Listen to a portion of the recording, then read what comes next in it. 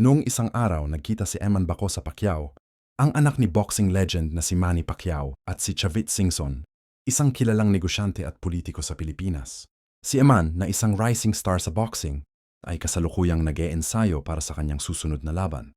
Si Chavit Singson, na may malaking respeto kay Manny Pacquiao, ay nagdesisyon na bisitahin ang anak nito upang ipakita ang kanyang suporta. Sa isang pribadong pagpupulong, binati ni Chavit Singson si Eman at nagbigay ng isang envelope na naglalaman ng 500,000 pesos bilang regalo. Para sa iyo, Eman.